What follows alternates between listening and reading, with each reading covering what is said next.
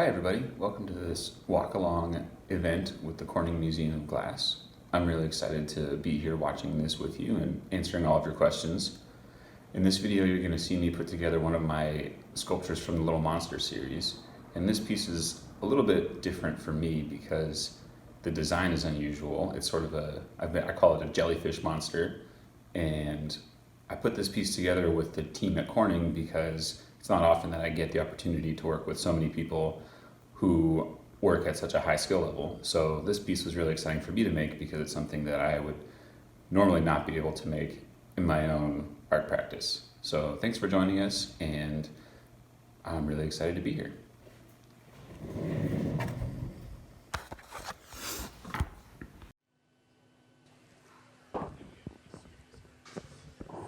All right, good evening, everyone. Welcome to the Corning Museum of Glass on our March 2300. How's everyone doing today?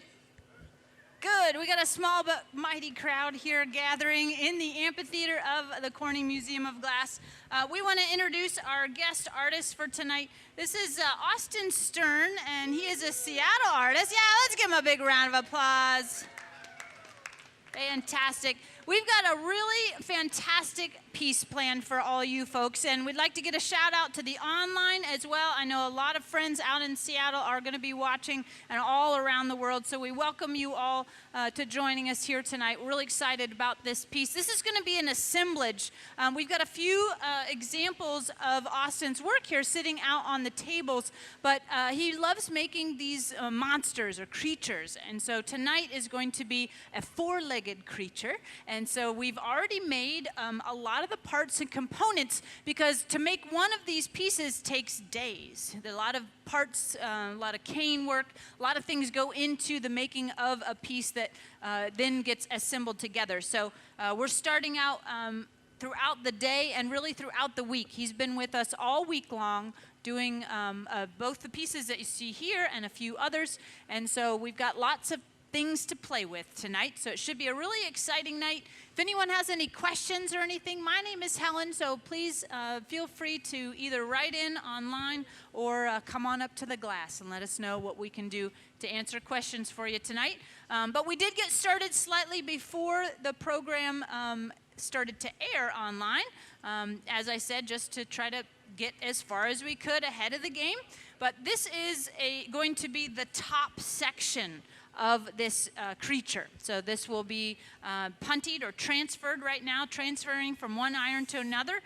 For all you glass geeks out there, I will put some terminology on here throughout the evening, but this is using a blow punny because he's going to be further shaping this on the other side.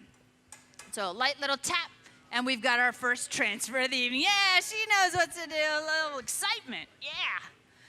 So this is going to be transferred over. This is going to be blown out and will be more of a rounded form with a flat bottom, and then have four legs hanging off of theirs, or mounted onto four legs. And then, as you can see from the creatures that he has out already, they've got little faces and a lot of personality in all these parts. So we also have some components in our garage that will be assembled on, that will be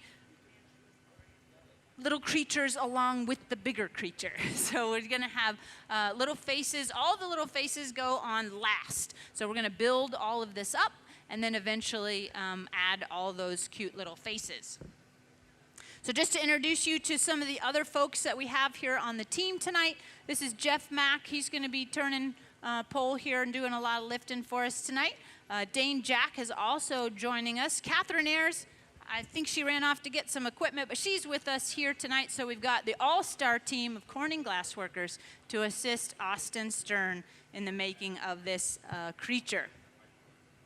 Just to let you know as well, we also have live music happening in the auditorium.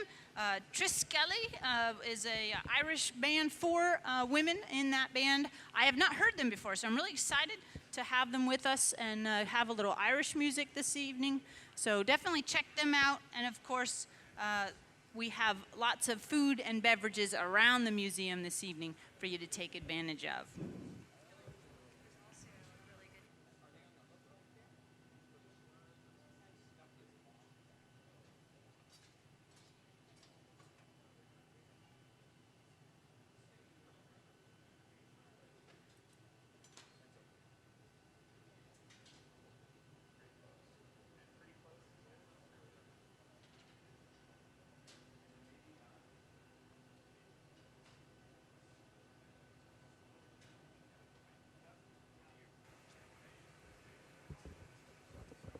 I also want to mention to those of you who are here in-house that Austin actually has a few really beautiful pieces for sale in the shop and a nice display right in the opening of that shop. So take a few moments to visit, of course, our shops. We've got also 23% off, of course, all regular priced items during 2300. I don't know if that includes his artwork, but his artwork is for sale, and at least see it in person. You might even get a personal signature if you get it tonight while he's here for the evening. But those will be there in that shop to check out throughout the evening as well.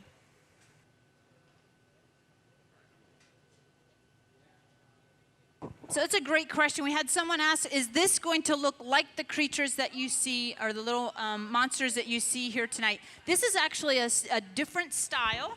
I'll draw a little picture. I can't do what he does justice, but it's, from what I understand, it's going to be a little bit more of a rounded top with 4 little legs, and then a few little creatures hanging out on top. So something like that. Is that doing it justice? All right, awesome. I appreciate that good. Yeah. That drawing for sale? Well, priceless for this evening. I know he's got some images on his iPad, and maybe he can bring those up at some point. But that's really the basic, so a bit different. But I believe this is also a style that he's made before. He's been working on these creatures since about 2015, he said. And so when you start to develop a body of work, you, of course, put your own heart and soul into it, and you make discoveries as you go along. And so this is just one in many of his explorations on these personalities. Now, he's also one of our featured artists for the Future exhibition that's opening in May, the New Glass Now. And so this is one of the reasons why we brought Austin in for this residency. Throughout the summer, we will be bringing in artists who are showing work in that New Glass review, a New Glass Now exhibition. So he's just the first of our grouping of artists, and he does have a few pieces. I think it's 3 pieces, right? It's a grouping of 3 in the New Glass. Yeah, so a grouping of 3 in the New Glass Now exhibition. Those of you who might not be familiar with that, that is also a publication. It's typically a publication done by the Corning Museum of Glass.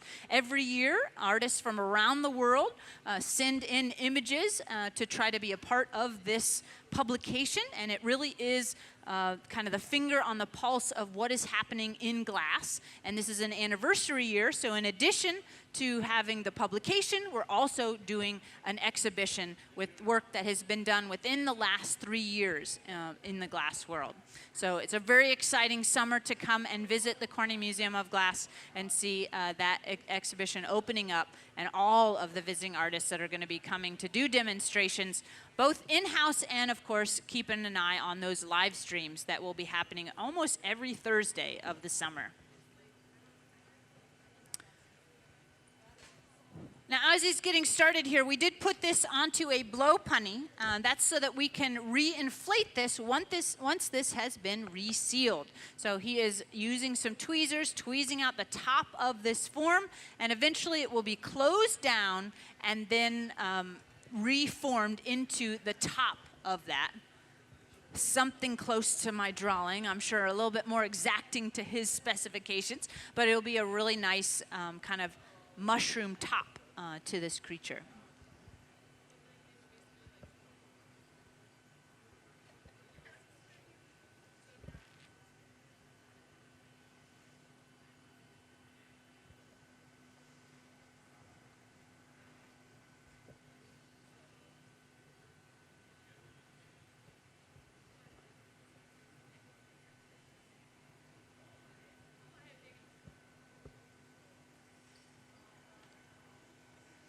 Now you might also notice there is some patterning on the surface of both the creatures that he has already finished and the one that we're working with tonight. And so we've got a couple of samples and examples if anyone would like to come up closer to take a look. But these are the colors that we're looking at for this top section. Now, they're a combination of cane and solid colors. So glass color made by adding metal compounds and oxides. So he's got a nice foundation color and then lots of stripes on the surface. So all those stripes are cane, and I believe this is the purple and blue is what it looks like for this top section. Now, it's not going to look anything like itself when it's hot, of course. So you'll want to keep an eye on our social media and maybe come back in the next couple days to be able to see this piece once it comes out of the annealing oven. But we always do document a lot of these things and put them up online, so keep an eye on Corning's website or the Facebook account, Instagram, all of those fun things. The social media will have lots of images of this work and the event here tonight.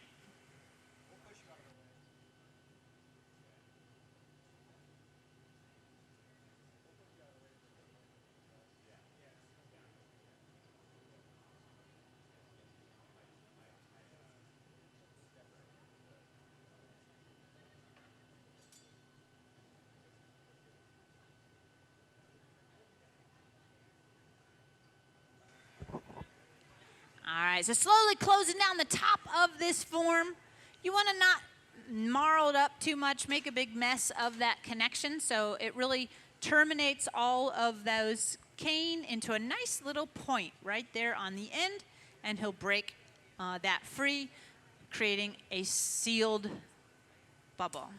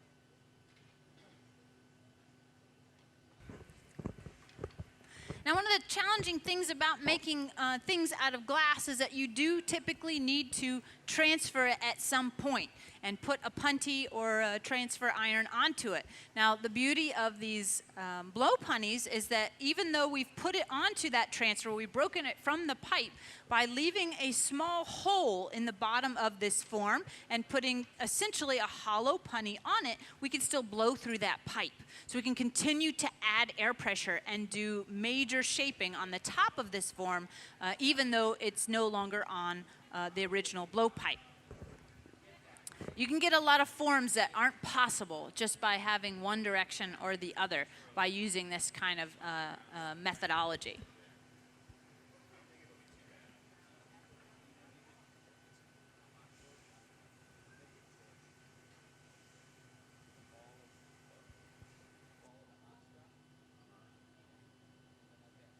All right, so we had a great question online. It says, is there a hole in the base of this piece? And the answer is yes.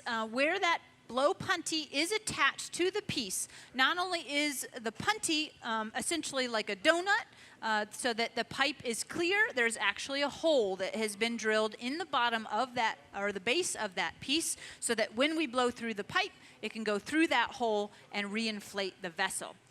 This is going to be a double transfer, so eventually he's going to drill a hole in the top of this, and we'll reattach another punty to the top of what we're looking at. And then there's going to be a lot of holes drilled in this piece, actually, because we have 4 hollow legs to add to the base, and so each one of those need to have a hole added to the piece before they're joined. And then each little ball creature that's going to go on our creature will also need to have a hole drilled. So we were counting it up earlier, and we've got at least 5, 6, maybe 9, up to 9 or 10 holes that will be drilled into this piece when it's all said and done. And we're just using tungsten to make that happen. So you can take a piece of tungsten typically used for welding, and it is a nice strong metal that doesn't stick to the glass very much. So you get it hot, you keep spinning, and it just reams down through the glass to create the hole.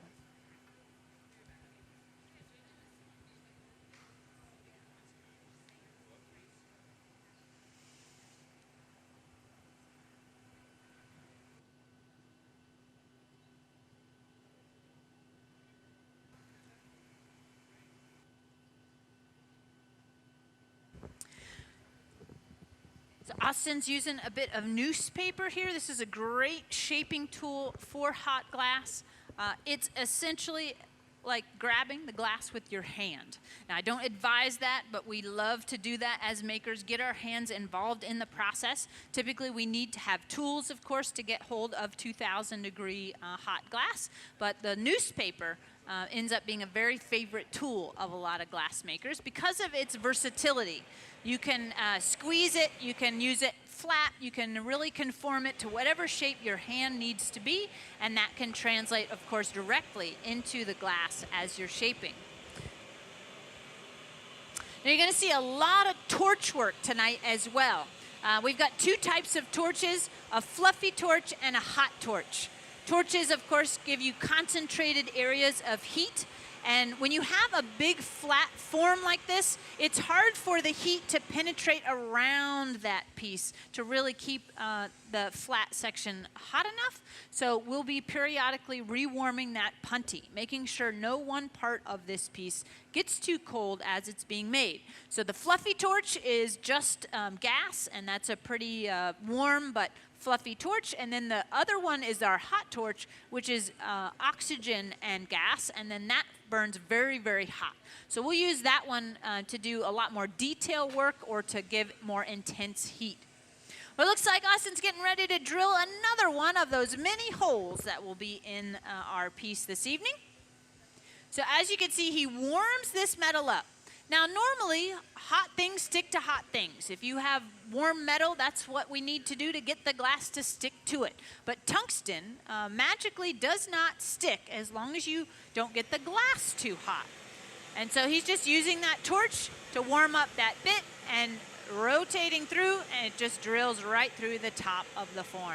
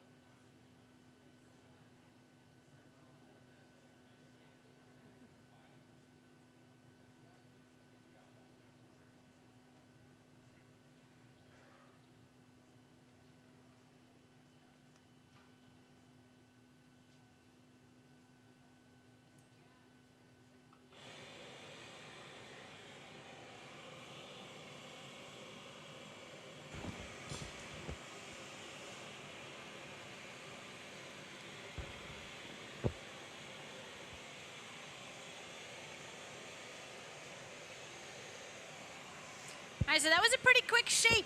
He's got that basic form all finished, but now it's time to transfer it back yet onto another iron so that we can start to add those legs and all the different parts onto the piece. So Dane Jack's over here on the secondary bench. He's just warming up the glass, shaping up this future punty to be brought and attached. I always find that to be one of the more stressful parts of assisting in a piece, especially if it's not your own piece. You really want to make sure everything goes well.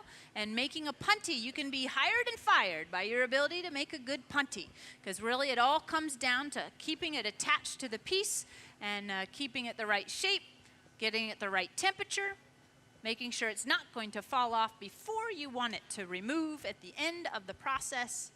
And so learning to make nice punnies really does become a very important skill.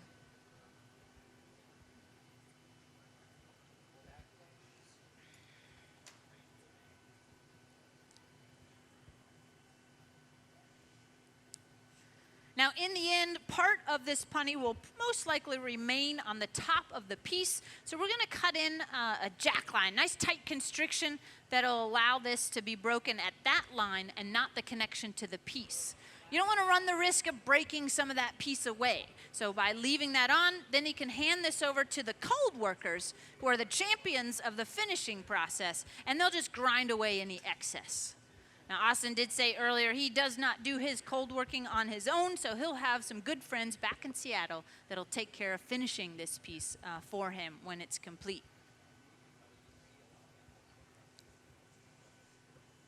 Little bit of water on that original punny, light tap, and the crowd goes wild. Woo!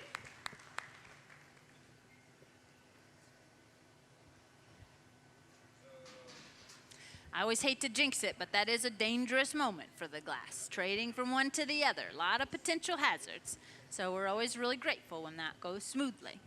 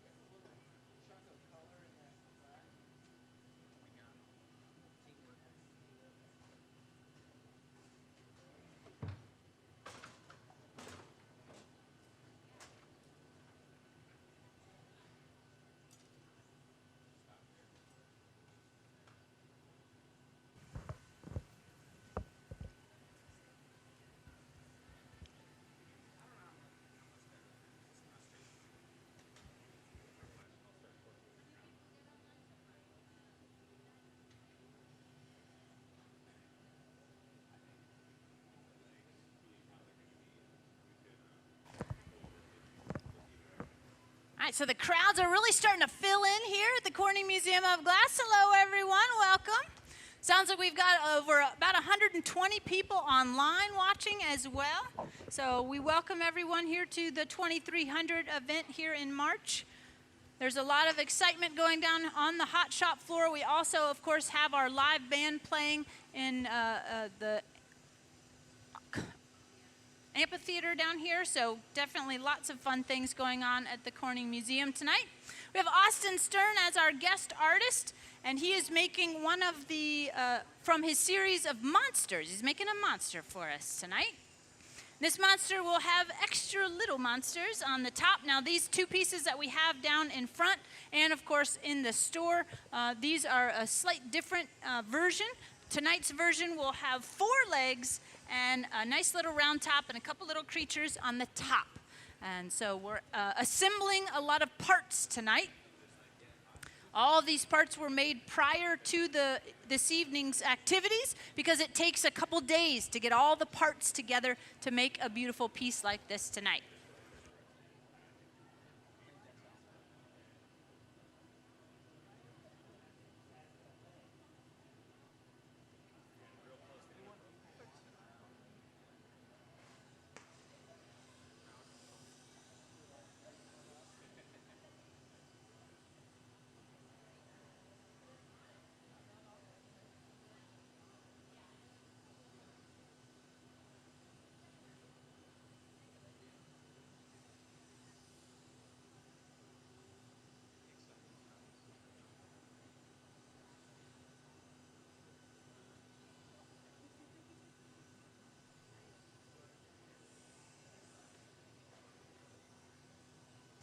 Yeah, so we did have a couple of questions here.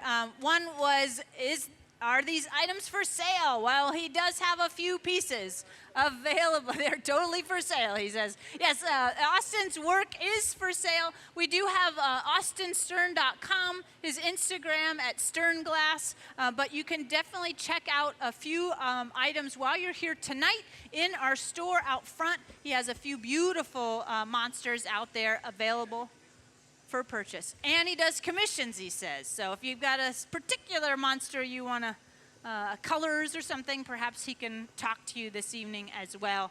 And I'm sure you can contact him through that austinstern.com. The second question was, does he have pieces, or what will the pieces be in the New Glass Now exhibition that we're having opening here at the Corning Museum of Glass in May? And yes, he has 3 monsters that will be in that show. We're very excited for that show to open.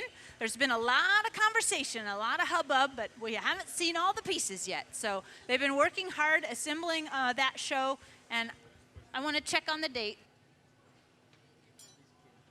Yeah, that show opens May 12th. So you'll definitely want to come here to the Corning Museum of Glass on May 12th for that opening, or visit anytime throughout the summer. That will be up throughout the summer.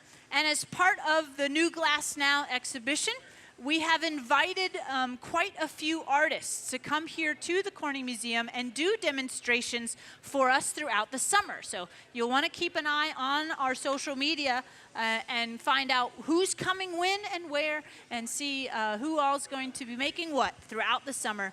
I know we've got a lot of Thursday evening live feeds that will be happening throughout the summer as well. So if you're not local, no worries. You can check us out online, just like you are this evening, and see some of this fantastic work that's going to be coming throughout the summer. The New Glass Now exhibition celebrates the top 100 pieces that were selected for the exhibition and the publication for this particular year.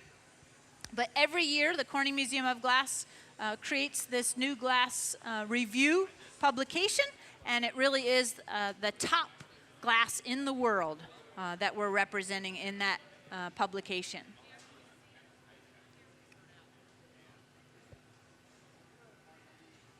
So we've got Dane Jack now joining us, of course, on the pipe. Catherine Ayers, lovely assistant for tonight as well. Jeff Mack is going to be jumping in and out throughout the evening. My name is Helen Tegler. If you have any questions, we also have, of course, Minna here on the computer answering all your online questions. She's getting pretty good at answering questions online, but if there's ever a doubt, she'll ask one of us. So go ahead and send in those questions and give a shout out to Austin here tonight.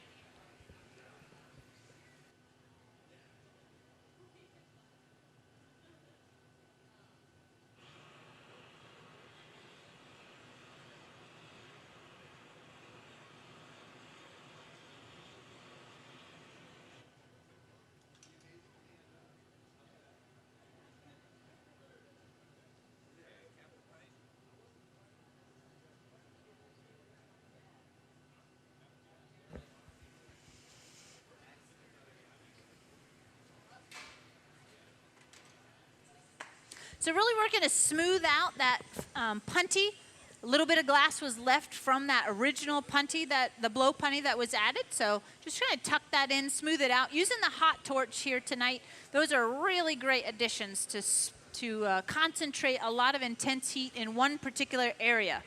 If you get the whole thing hot, it'll start to collapse. So you can really focus in a lot of heat with those hot torches. These are actually originally flame working torches. We have lots of flame workers that come here to the Corning Museum of Glass to take classes and workshops. We also have a wonderful team that does demonstrations throughout the day, and you can see that flame working examples here while you're visiting. But this original torch would be mounted to a table using rods and tubing to create objects out of glass. But the hot glass workers got a little jealous. We had to pull that into the hot shop. And it really has revolutionized the type of work that we've been able to accomplish with the addition of that torch.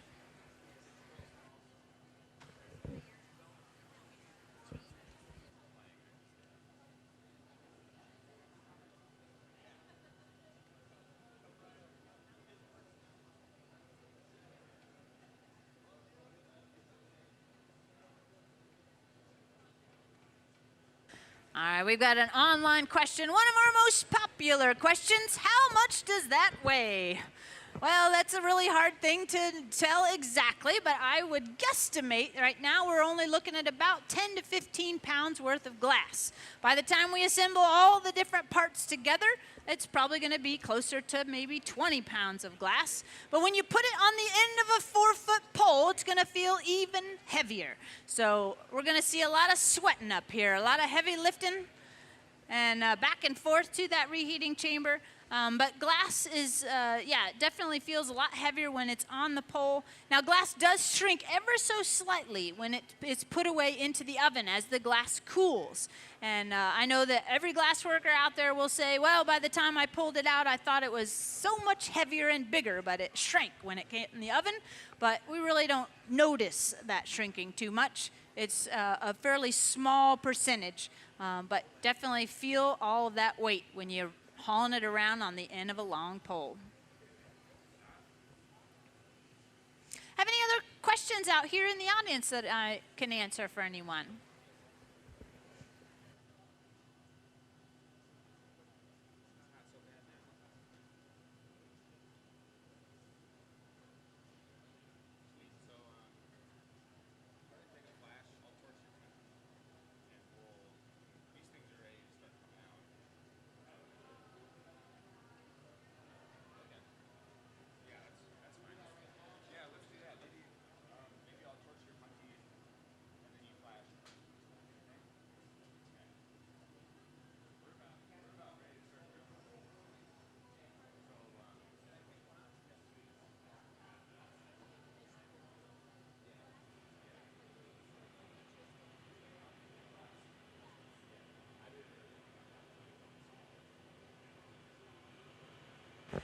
All right, so we did have a question up front about his interest in glass. He did end up being introduced to glass in high school. So he's from the Bay Area and took a class in high school and really got hooked on it and kept taking classes and eventually went to Emporia State. So he also has a Bachelor of Fine Arts, and he's been an artist out in Seattle for, I think, about 10 years. How long you been out in Seattle? Yeah, 6 years. Okay, so about 6 years out in Seattle, and really is developing a lot of his own work. He has, of course, worked for other artists. That is a very common thing to do, but he's really building himself up as that independent artist with a lot of these really wonderful pieces. But yes, his interest started all the way back in high school. It's a very common thing for glass workers. There's not a lot of factories left to introduce people to the art and craft of glassmaking, and so most people are learning in educational facilities. You're looking at places like the Corning Museum of Glass, which is a community access studio where you can come and take classes and workshops, and then of course looking at universities and high schools. There's not as many high school programs, but if you are in a region that has one, that's a great opportunity to get started young.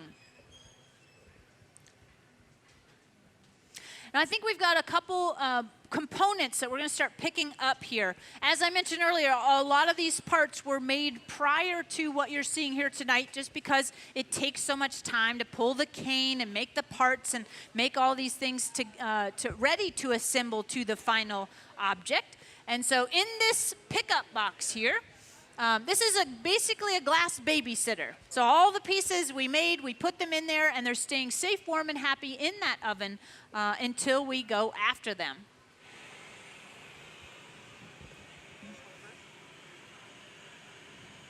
So Jeff has made a punty. No, he just wanted that one first, he said. So there we've got our first leg. So in that glass babysitter, all of those pieces have been staying safe, warm, and happy throughout the afternoon. As we finish them, we put them away. And now we can bump the temperature back up just a little hotter so that they are as hot as we can get them without moving. We don't want them to change shape in that glass babysitter. We just want them to stay safe and in one piece. And so we pick them up, and he'll flash that a few times, and we'll start to assemble this piece together. Now, we do have some samples of the colors he's working with. A lot of the colors are very different when they're hot. But we've got two different types of legs. We've got 4 legs, and 2 of them are made from this beautiful orange and light green, and 2 of them are made from the orange and the light blue. And so as he puts them together, the core color is the same. And I can't remember what the core color was. I think it was an orange color. So there's two different colors, or 2 different assemblages, and those were made as one pull. So we took canes, rods of glass, just like you see there. These rods were rolled up on the outside of a bubble, and then creating that pattern, and then formed into those legs. Now, I did just see Austin mark the piece. As we mentioned earlier, these are going to be assembled. All of them are hollow. You don't want to seal bubbles onto a form because glass expands and contracts as it heats and it cools, or the air does. So if you start to have a softened bit of glass and it's trapped in there, all the air will start to shrink, and then it will suck in and change the shape, or it'll start to expand and blow out the form. And so anytime you're going to put a hollow thing sealed on something, you want to drill a hole. So he's once again returning to that tungsten to drill the 4 holes for the 4 legs, and then we'll have to drill holes for the other little bubbles that we made. So it's going to be a lot of holes drilled into this form tonight.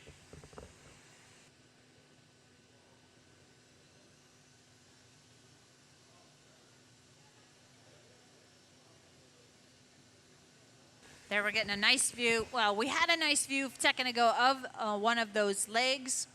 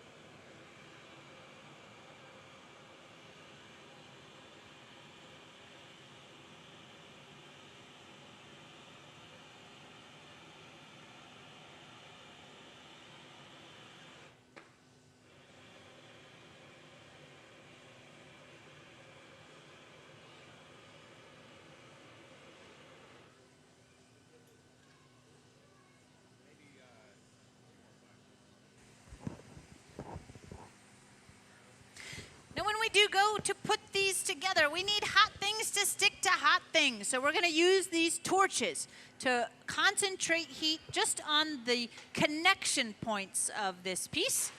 you don't want to have the forms themselves too hot, or they'll start moving around, and all that hard work that Austin has done to make it so beautiful will get all mangled up. So we're really going to concentrate the heat only on the connection points. And I think you guys are really going to love this. He's going to take some heat protective gloves and grab hold of those legs to put them onto the bottom of the piece. Gives him a little bit more control over where and how those will be attached nicely.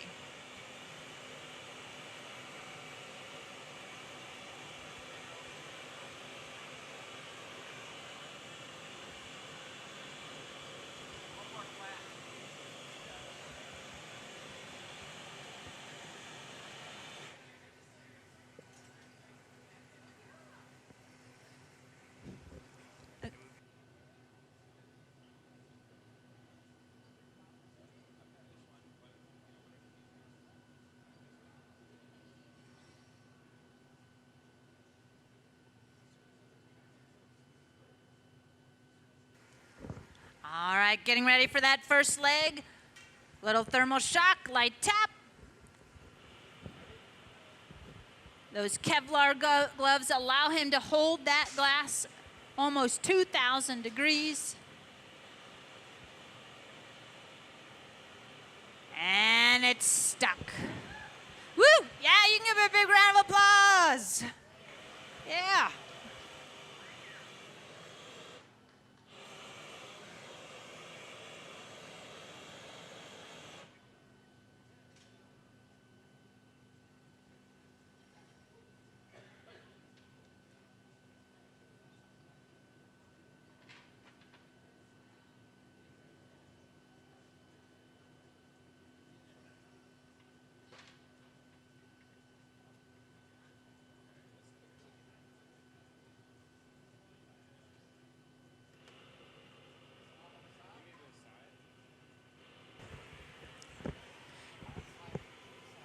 Now those two hot components, that connection is still a little warm. So this is his one and only chance to really tweak it into the perfect position.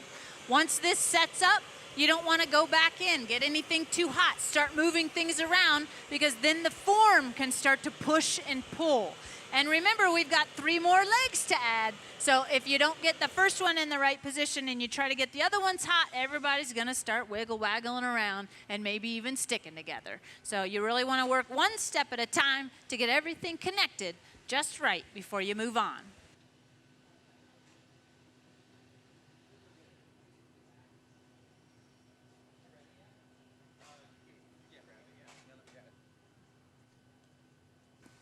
All right, Jeff's going in for another one of those legs, while Austin gets the positioning of this next piece just right.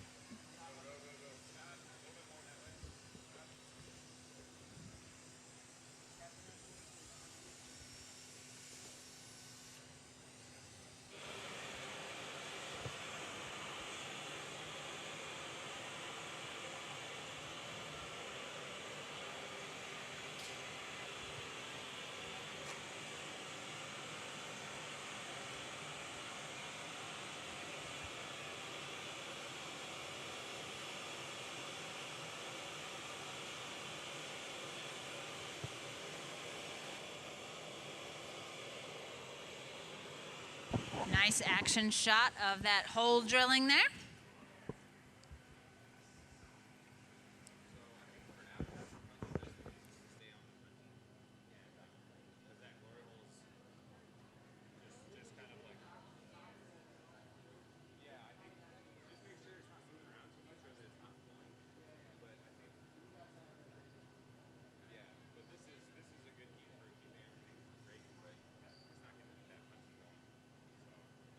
All right, we had a really great question up here in the front. They said that torch, they'd never seen an oxygen acetylene torch like this. This is actually a flame worker's torch, so it is oxygen and propane.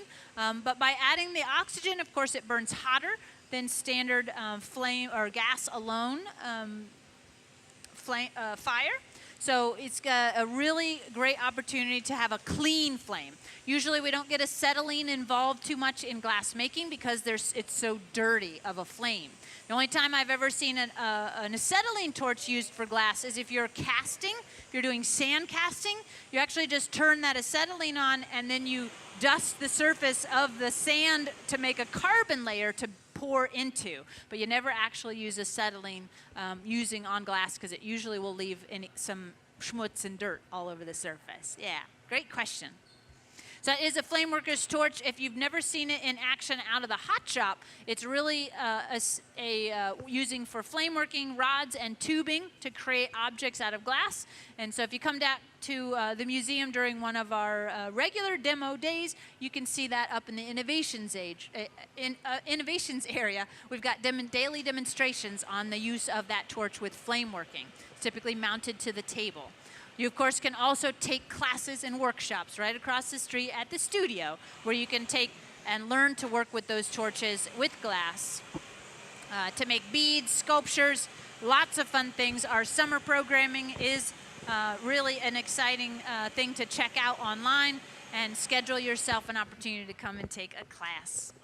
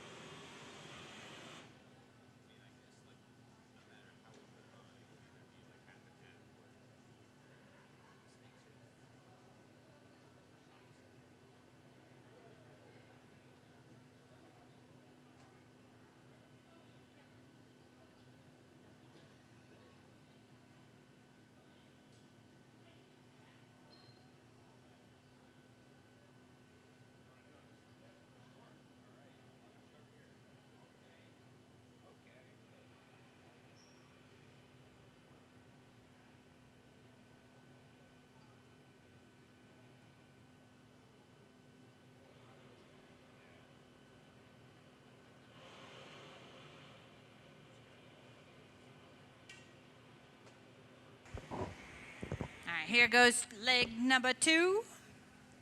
It's got to line it up with that hole. Remember, we've drilled holes so that as that is attached, it does not become a sealed component. We want to be able to continue airflow through that piece, letting it go in and out so that the piece stays stable. Otherwise, if it's hot, it'll expand. And I got to blow right now.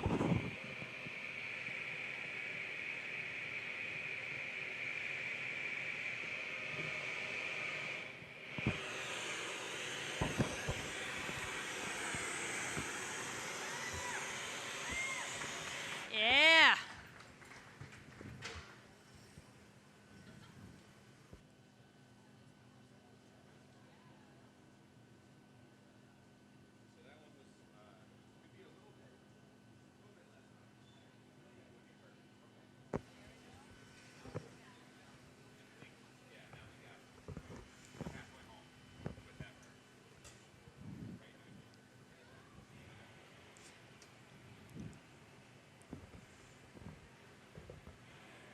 So these little paddles that he's using, these are cork paddles. You can grab hold of the glass, touch the glass with cork, and it's not going to be cold, it's not going to be hot. So it's kind of a neutral thing that won't shock the glass, won't leave tool marks, and so it's a really great tool to be able to shape glass in those real subtle ways there. One of the things that's really difficult, of course, is glass is soft. it takes on texture. If it's touched with tools, if it's even touched with newspaper, sometimes you can end up getting it stuck. So you have to be really conscientious about the temperatures that you're working with and how you touch the glass. If you look at handmade glass, you can almost always see at least one mark of the maker, which is also kind of awesome. You can see all of that hard work, all of the training, and the touch of the maker in every single piece that is made from fresh glass.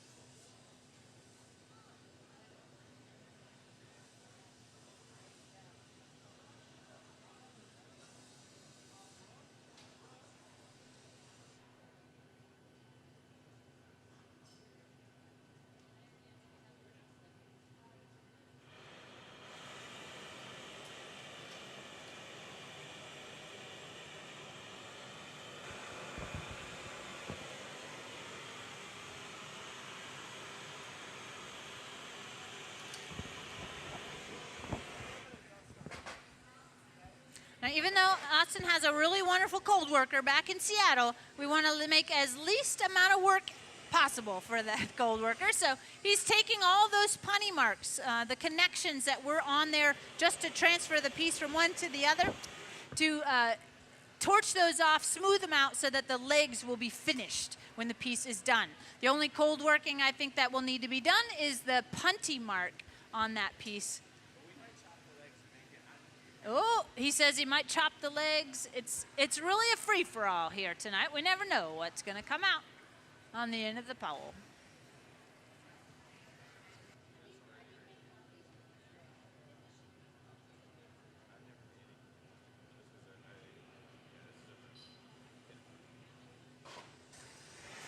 All right, so I just got a little secret info. It turns out, I thought that he had maybe made a piece like this before. But as you can see, the two pieces that are here in the shop, and then, of course, we have a few in our shop for sale, and then you can check them out at austinstern.com. These are very classic figures that he's been working on, but he said he's never made one like he's made here tonight. So this is a really special night to observe brand new work being created here before your eyes. Austin has been with us as a resident artist for the entire week, developing new skills, practicing new forms, working with our team to make all of his dreams come true here in the Hot Shop. So really exciting to see brand new work coming out of that residency, culminating here on the 2300. Also want to remind everyone that we have live music happening in our auditorium, a great 4-woman band called Triskelly. Has anybody gone and heard the music yet? How is it? Good, excellent. So come in and out of the amphitheater, go check out the music, go get yourself a drink. This is one of our 2300. This is a really fun open night for the public here at the Corning Museum of Glass. And we love that we're online. I know earlier we had over 120 people online. I imagine that has grown in numbers, but the auditorium and the amphitheater are getting packed full down here at the Corning Museum of Glass. So we welcome you all, and of course a special shout out to all those folks back in Seattle that work with Austin. I'm sure there's quite a few of you out there watching here tonight.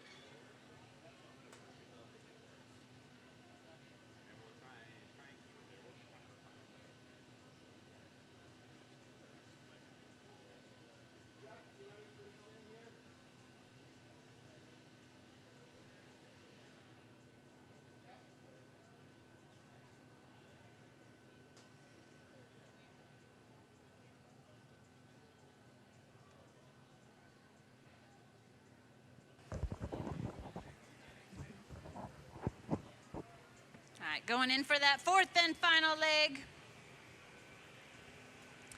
Now when things come out of those ovens, they are in a very critical temperature. They're warm, but you don't want to change their temperature too quickly. You don't want to shock them. We can't get them too hot or they'll start to change shape while they're in that oven. So it's usually a quick flash right into the hole and then going down there to the smaller one so that he can start to really build the heat he needs in that piece.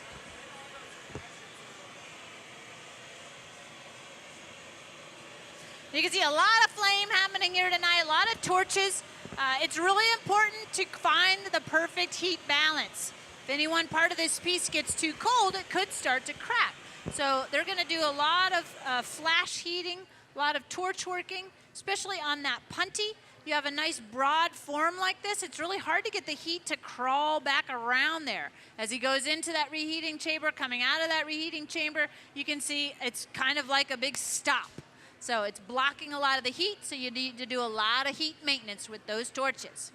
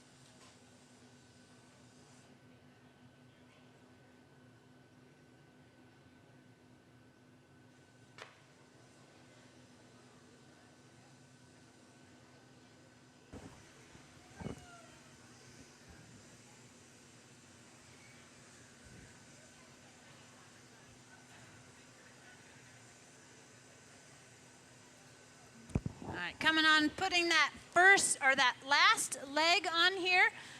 No worries though, this is not the end of the process. We still have a couple little monsters to put on the top of the monster. So we've still got some more parts and components in our ovens waiting for their time to shine. But we're here with Austin Stern here tonight. He's a Seattle-based artist, grew up in the Bay Area, went to school in Kansas at Emporia. Woo, yeah, let's get a shout out for Emporia over here. Started learning to work with glass in high school. So he says he's got over 15 years of glass making experience and has been working on this series of monsters since about 2015. If you want to see a couple more up close and personal, definitely check out the shops here in the Corning Museum of Glass. He's got a few really beautiful pieces right out front. I really love all the expression on each one of them. They got a little something different in each monster. Probably the friendliest monsters I've ever seen. So definitely check those out. And of course, if you're feeling like you can't live without them, those are for sale that are out there in the shops as well. So you can get a personalized signature here tonight if you support Austin Stern and this beautiful work. You can also check out his website, austinstern.com, and his Instagram at Stern Glass. But anybody got a question? Anybody? Or how's everybody doing out there? You enjoying the show? Yeah, let's get a big round of applause for Austin. How are you feeling here tonight? You doing good? Yeah. Feeling great. Feeling great. Fantastic. Very focused, he says. Yeah, it takes a lot of orchestration to get a piece like this put together. As I said, he's been here since Monday, making parts, making pieces, kind of working with the team. Even just getting used to working with new people can also take a little bit of time. So you're seeing a culmination of a week's worth of hard work coming together for this really fun creature here tonight.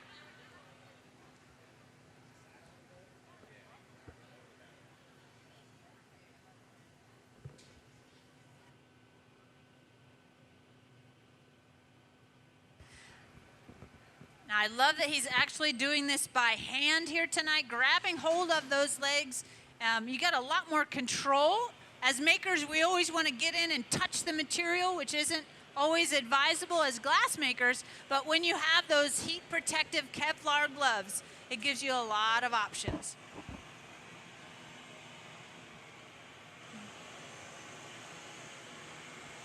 Beautiful.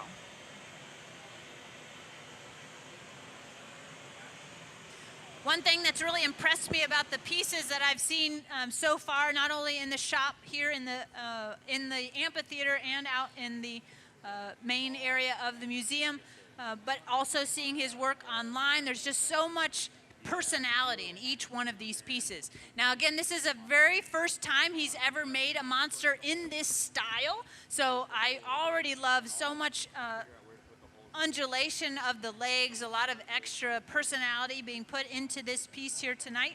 It's always exciting to watch artists develop new work, and so you can be a part of that here tonight at the museum. It's really great to see Austin exploring and pushing into new realms in his work. He's been working on this series since 2015, so I'm sure there's been a lot of learning mistakes and successes in the development of that new work.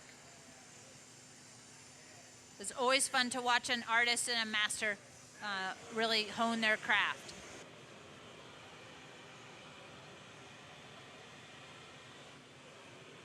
Yeah, so did they tungsten the legs or just the base? Now the legs themselves, they are hollow bubbles, but we did not need to poke a hole in them because they were open on the end. So they're basically like really tall squiggly cups. And so they only really needed to drill the hole in the base of the form so that when they're stuck together, that's that hollow space that runs through the whole piece.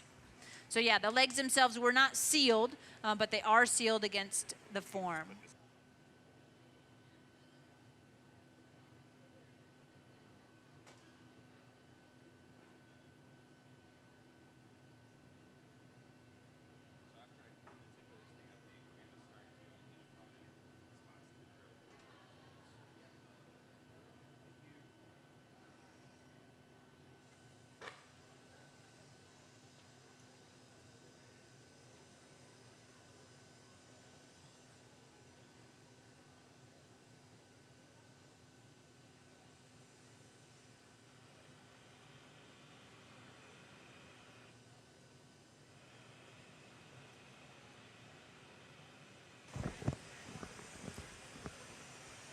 in addition to our glass babysitter that is electric box, we also have our gas garage over here.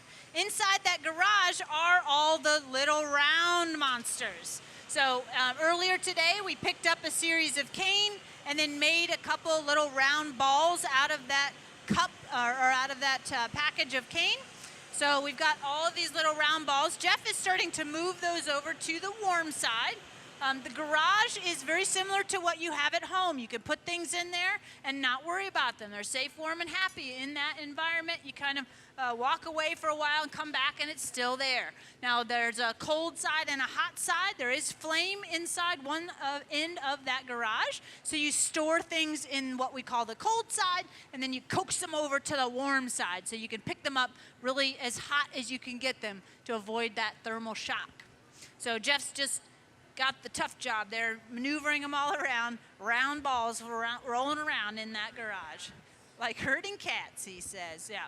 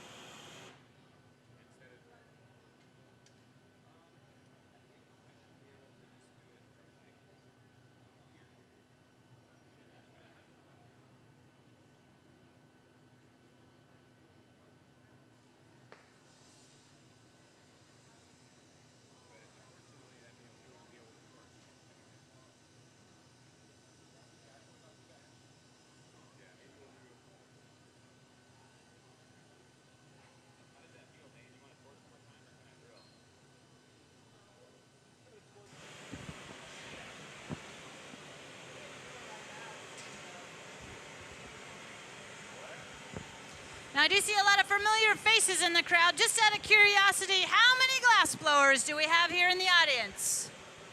Any glass blowers? Yeah, a couple. How many folks have ever taken a class here at the Corning Museum of Glass Studio? Woo, all right, well, a couple. Well, if you've never had a chance or an opportunity, definitely check out the listing of classes. Take a workshop, take even a 45-minute experience. We love glass here, of course, at the Corning Museum of Glass. And if this doesn't get you excited, I don't know what would get you excited about trying this material. So take an opportunity to come here and visit our collection, visit our artists, and of course, take an opportunity to make some glass while you're with us. Oz has been working with glass for about 15 years, and it really shows. He's been doing such a wonderful job all week long making his work and directing the team. That is a skill in its own right, really learning how to put all the parts together, plan a very ambitious piece like this, and being able to get the team really rallied into what you are trying to accomplish. So it's very exciting to have Austin with us. You definitely want to come back in May. We have the opening of the New Glass Now exhibition. And Austin has 3 of his monsters in that exhibition. And of course, our publication comes out every single year, New Glass Review, showing you the latest and greatest of the glass world.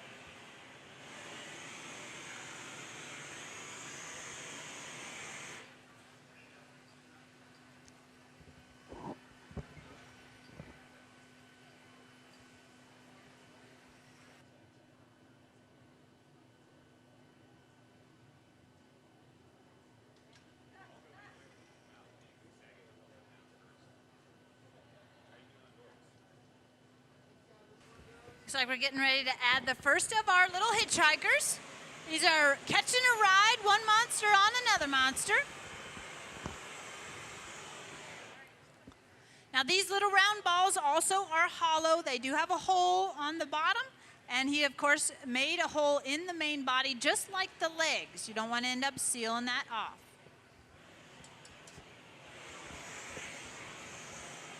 I can grab that.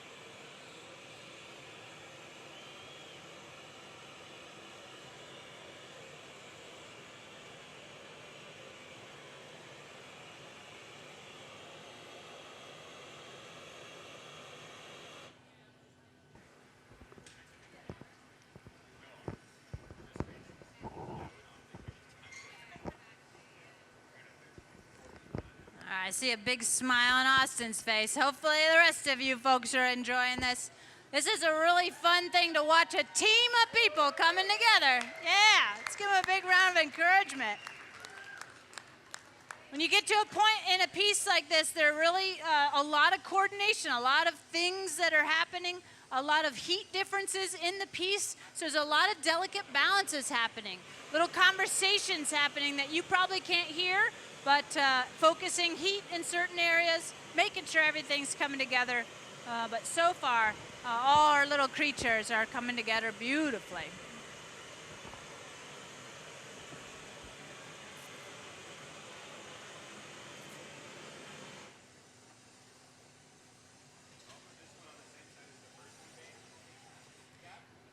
If you do have any questions, feel free to come on down here in front. It's a great view happening down here on the floor, although our cameramen are giving a great image right in all those giant screens.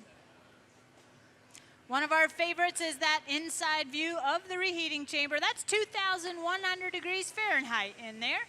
So the specialized piece of glass protecting our camera in the back really does give us a unique view of the action inside of that heat.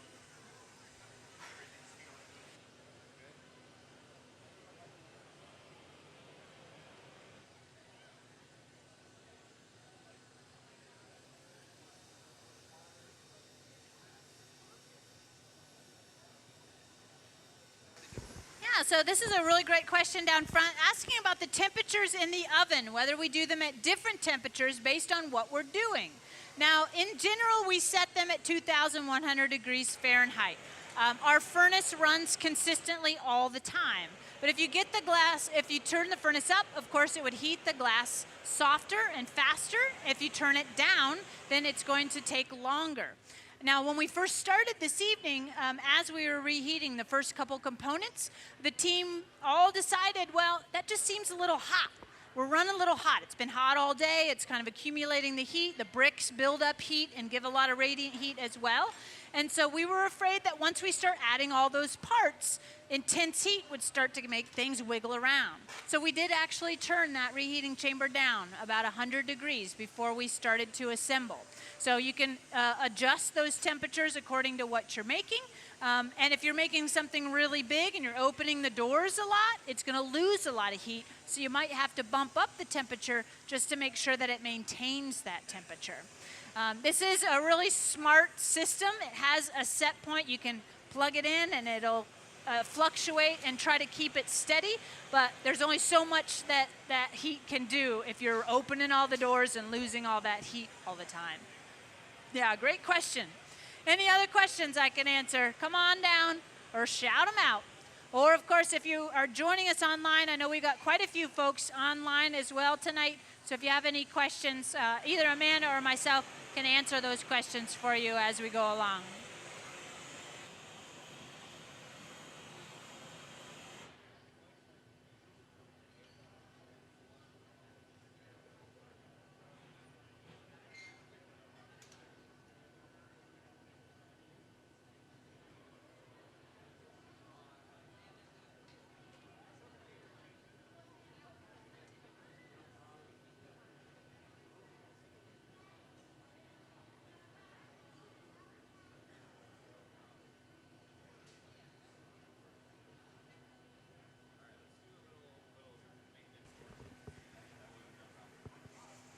So those of you in-house might have been watching Jeff Mack over here really working with all the little parts and pieces.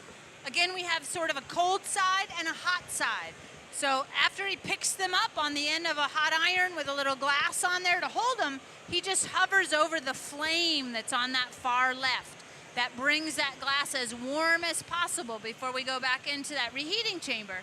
Because if you try to change the temperature of glass too quickly, it will crack. Most glass expands and contracts with heat and cooling. Now, exceptions would be, of course, products like Pyrex. Pyrex have boron added to it, so it resists that expansion contraction. So if you're working with borosilicate glass, either as a torch worker or, of course, those familiar products that Corning was making, those do not have that same sort of shock.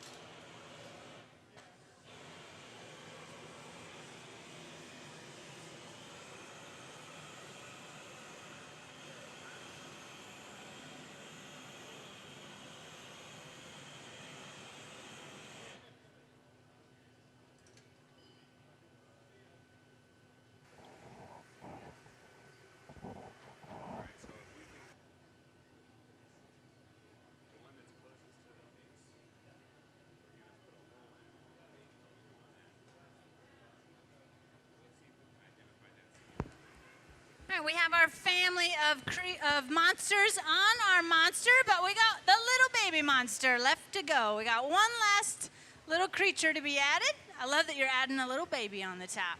So this is also going to have a hole drilled into the monster that this monster will go onto that had a hole in the monster that it went onto, right? We told you there's going to be a lot of holes drilled in this thing tonight.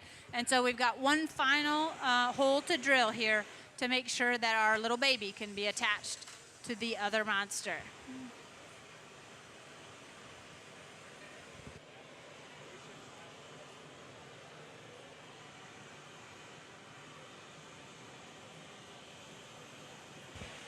Yeah, so we got a question about the drill that he's using. So this is a drill, but the rod that's in it isn't a standard drill bit. It's actually a tungsten rod, and tungsten is typically used for welding.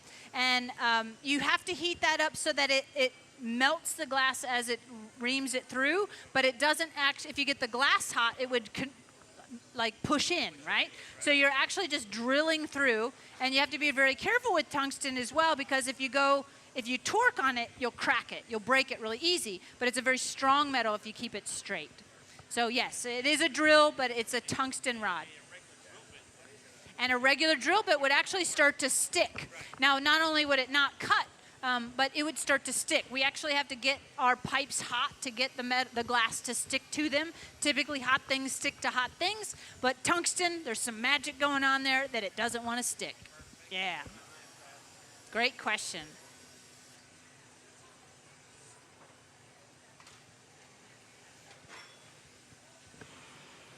Now, you can have tungsten rods that are just in little handles, and you can do it by hand, but the drill's a lot faster and a little cooler looking. We bring in more toys. We like our toys.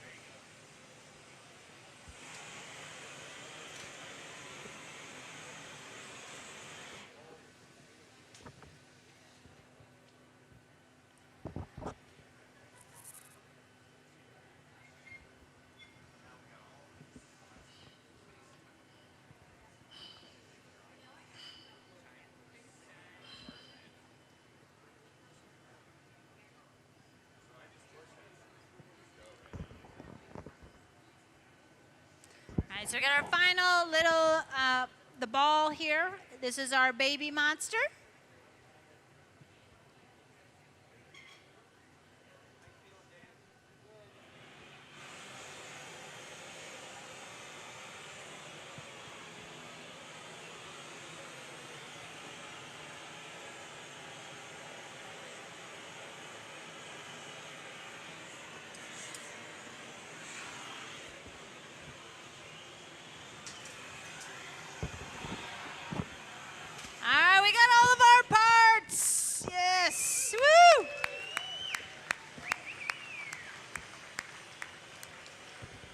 No fear, though, we still have half an hour to go, and we've got some more work to be done.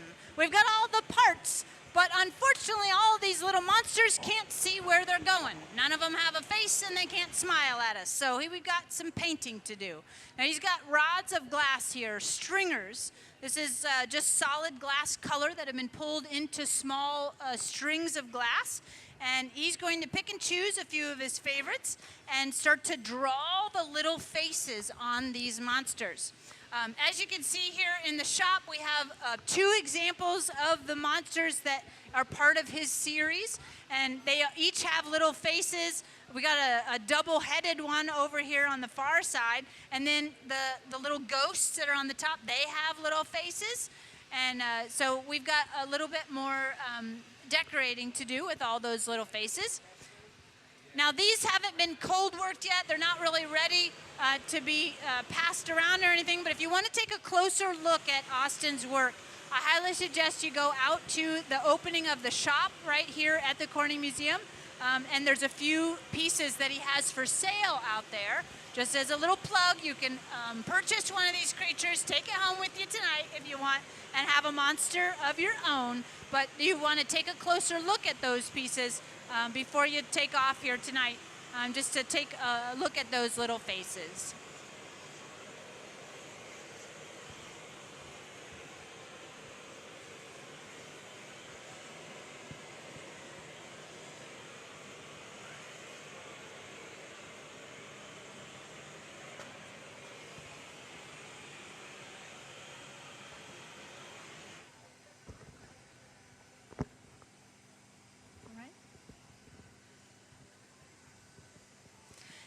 we could have maybe put these faces on earlier. You know, we had all these parts. We could have put the faces onto all the parts before we put it onto the piece. But when you're working with solid color, especially soft blue like he has here, they have a tendency to get real melty. And so you can see that the face on our little creatures here, it's very texturized. It's really on the surface of the glass. And so with all these reheats and everything, you would lose all of that beautiful detail. So plus, all being a round ball, it could have sat anywhere, right? And now we can put those little faces exactly where he wants for the final illustration.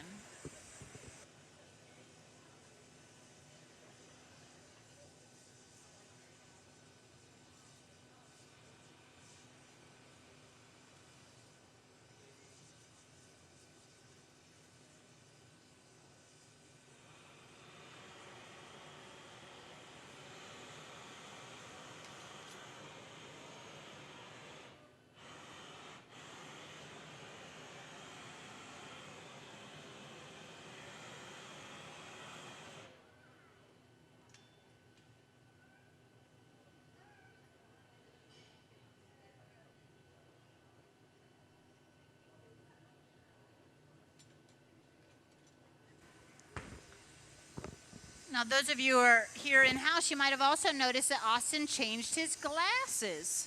Now, we do wear glasses to protect our eyes from any popping and explosions that happen here in the hot shop. But when you're working with these torches, there's what's called sodium flare. So if you try to look at the flame, you don't really see the end of that rod. But if you put on these special didymium glasses, it cuts through that flame, and it's like magic. You just sort of refracts the light differently, and you can actually see what you're doing.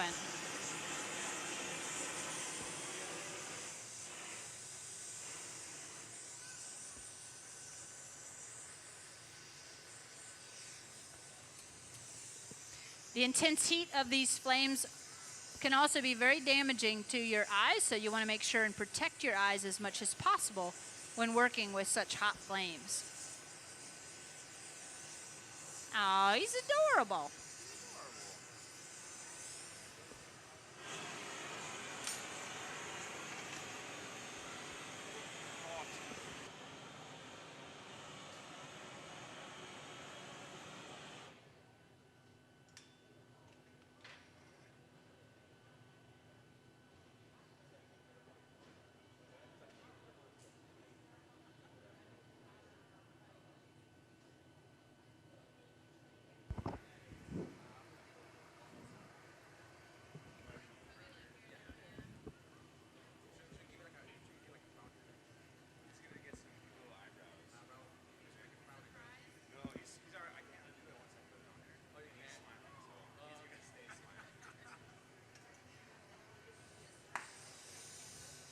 Austin says he's going to get some cute little eyebrows on our monster. And the monster's already smiling, so he's a pretty happy monster. He must like having his little friends join him.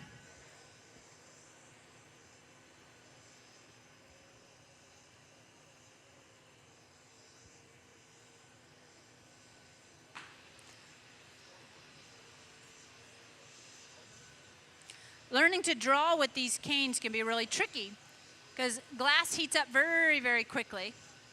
And all those little thin pieces, if you angle the torch in just the wrong direction, get one part too hot, you can end up really burning off that little stringer very, very quickly.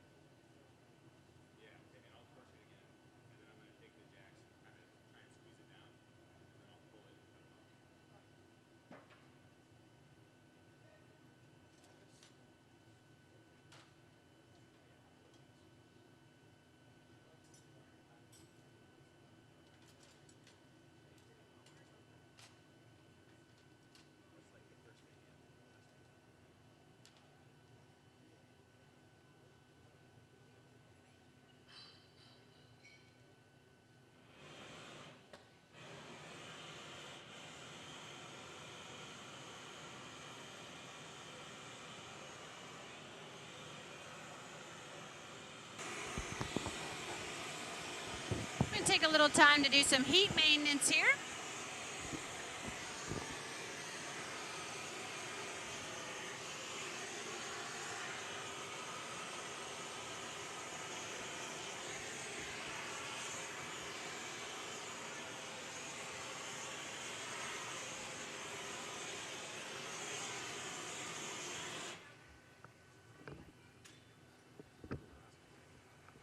Some more.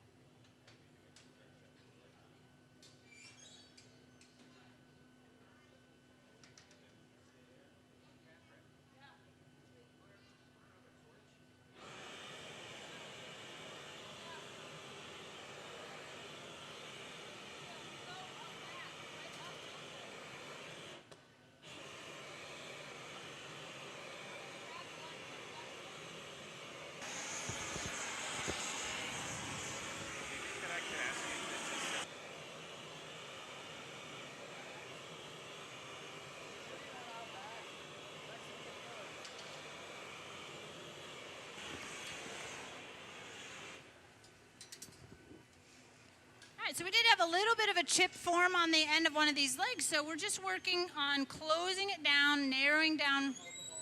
Sure.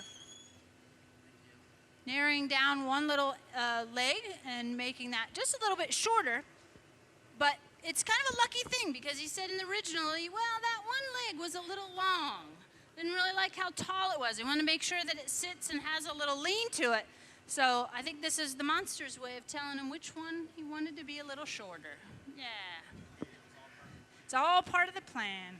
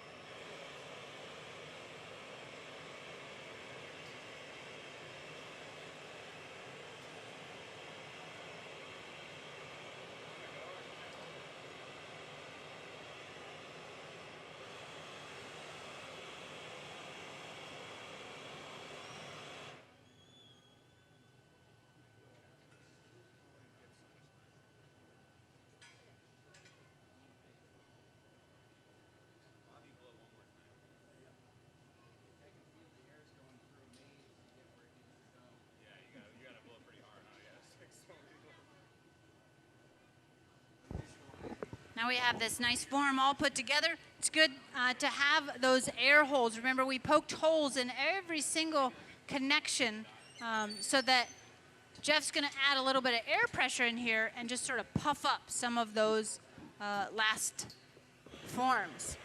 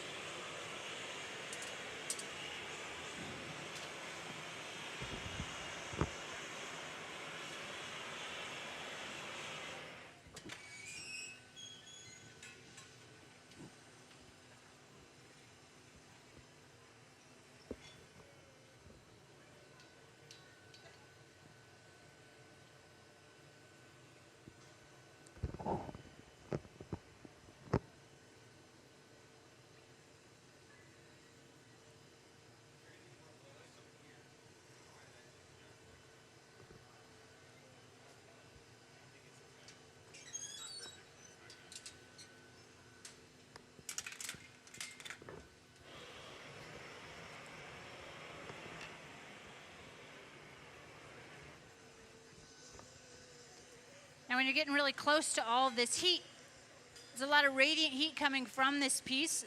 So Catherine and I have both been guarding Austin, just putting a couple pieces of wood between him and the torch. And all the radiant heat of this piece really makes that whole process a little more comfortable. But our little baby and his holder have their little eyes.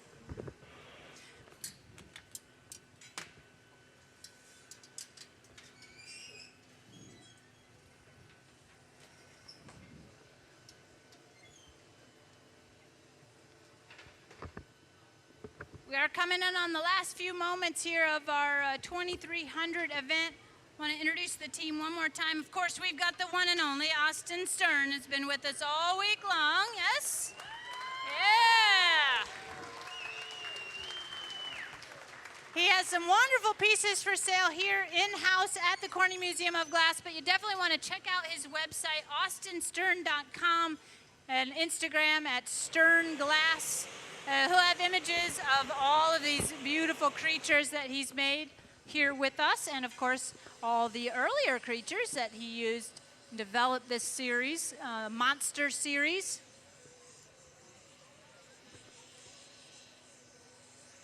We've got Dane Jackspin here on the pipe this evening, doing some of the heavy lifting here tonight. Jeff Mack's been running a lot of parts and pieces, manning the garage, manning all of the components that come together to make this monster possible. Catherine Ayers, torch extraordinaire. Double fisting the torches tonight, getting all that heat, bringing it together. Definitely want to come and visit the Corning Museum of Glass in May. We have the New Glass Now exhibition opening up. Yeah, 100 pieces of artists from around the world. It's going to be the best exhibition, really showing off the world of glass, all the possibilities, new technologies, experimentation, highly developed work. And that opening is May 12th, but we will have that exhibition open all summer long.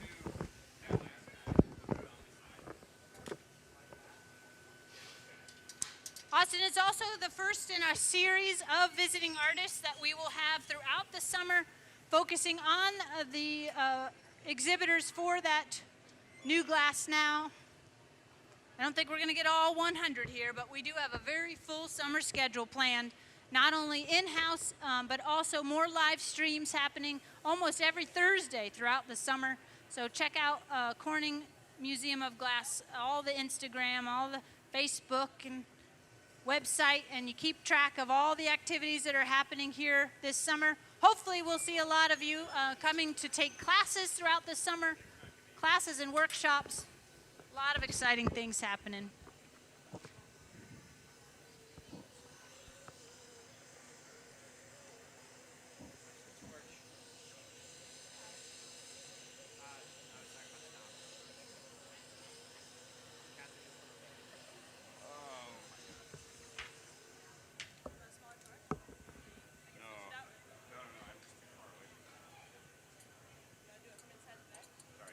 No, you're fine.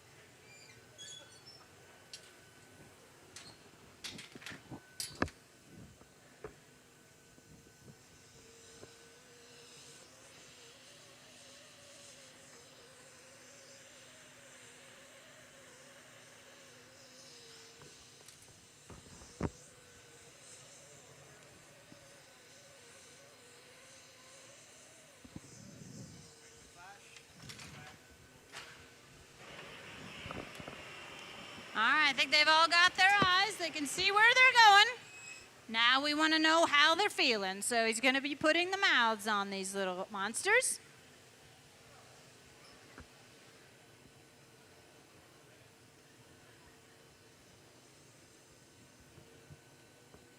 Anybody else on pins and needles?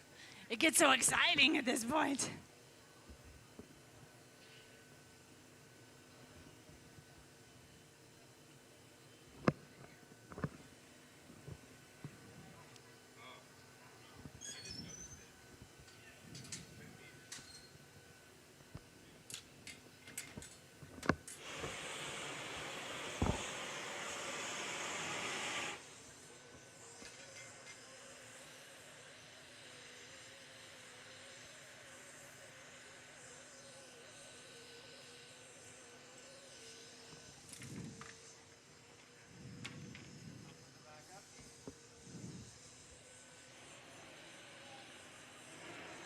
Now he is just using a plain butter knife to push this around.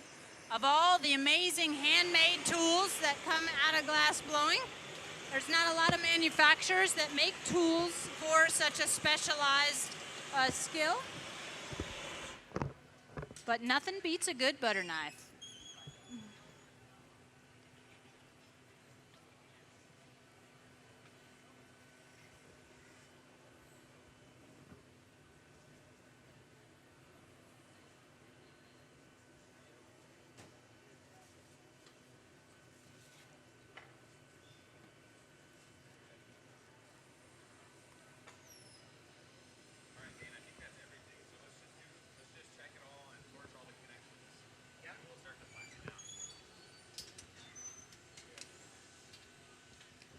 All right, so I heard him say he's got all the parts. So now we've got all the faces, we've got all the connections, all the parts, but we don't want to just throw it in the oven to cool down. You need to really balance out those temperatures. You got hot spots, you got slightly colder spots, and so you want to go for a couple flashes. Those are short heats. We're going to torch certain areas, letting other areas cool while others are getting heated up. This particular glass, again, expands and contracts when it heats and it cools. So you want to make sure that it cools very slowly under controlled conditions. So we're going to load it away into our annealing oven once they balance out all these temperatures. And then it'll come down, I think the last one I saw came down over about 36 hours. So you definitely want to keep an eye on the social media for the final pictures of this beautiful monster here tonight. An original Austin Stern never made a piece like this, so you are seeing the first in a brand new series by Austin Stern.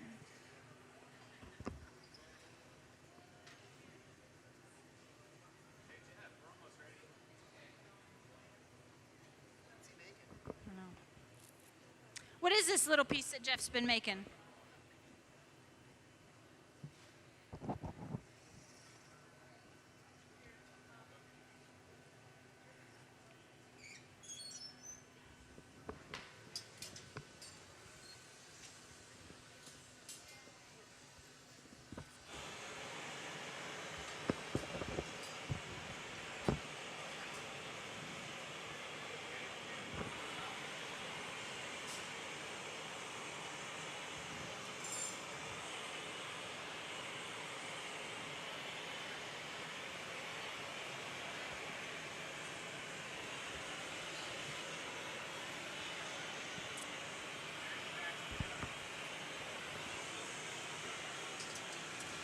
Jeff's gonna get on the silver suit.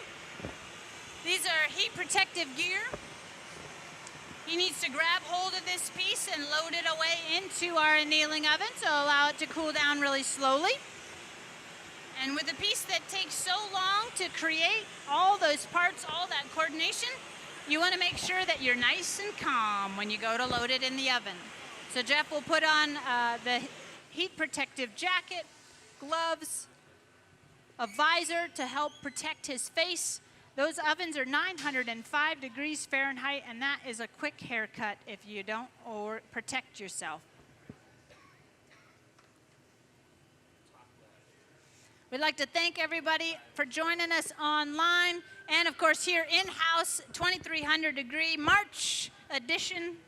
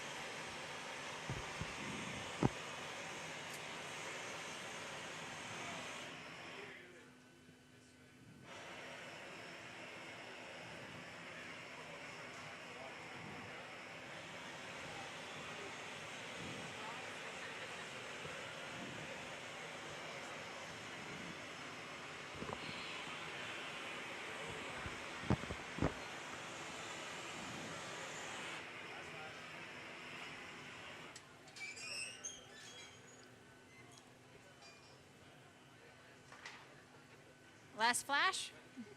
All right, last flash. Get your final photos here, folks. This is going to be going away into this oven for a good 36 hours.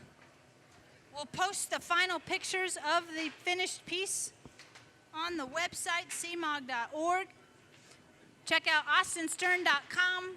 Follow him. He is skyrocketing in his career these days, so it's really exciting to host him here at the Corning Museum of Glass throughout the week. Made some really beautiful monsters here today.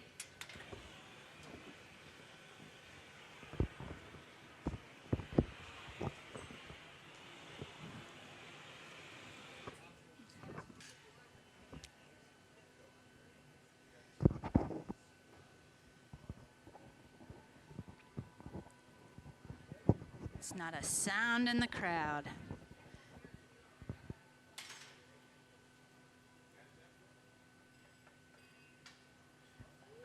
There we go. Right into the oven it goes.